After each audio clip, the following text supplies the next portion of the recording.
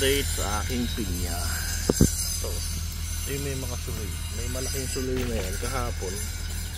Tinanggal ko na. Gulat ako pagkatanggal ko.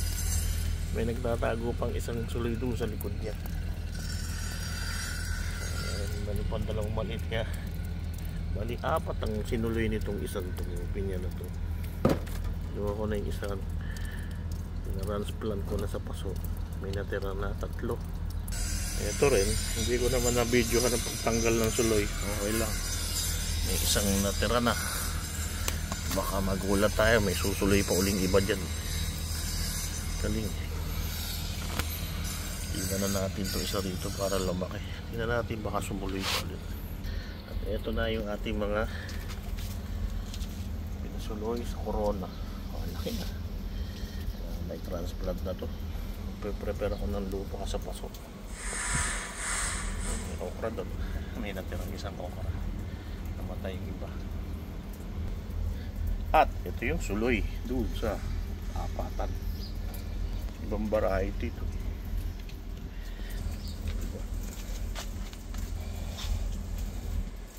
At ito naman yung isa doon sa dalawahan.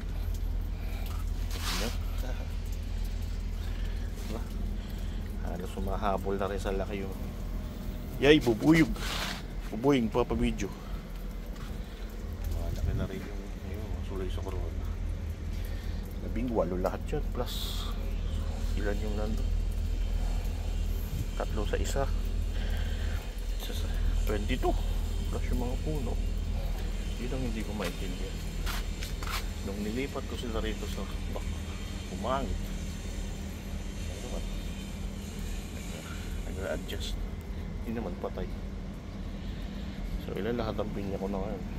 22 na suloy plus ilan yung puno? 5, 6, 26. Ganun lang bigla magparami ng pinya. At update doon sa mga pinya ko sa Pilipinas na pinakalburo ko experiment para magbunga. 7 na raw ang nagbulaklak. Bah, ayos, sabay-sabay. Kaya gagawin natin pag marami na tayo tanim na pinya. Batch ang pagpapabunga. Kakalburuhin lang. Ayos, panalo. Kaya ibig sabihin, every month magkalburo. Hindi sabay-sabay bubuka. Sunod-sunod din ang pag-harvest. Batch. Hindi one time, big time. Magaling ginagawa iba sa pinyahan. Okay lang one time, big time pag ang farm mo malapad. Mahirap kasi mag-harvest pa isa-isa. Pero pag vertical, mas manageable. Batch.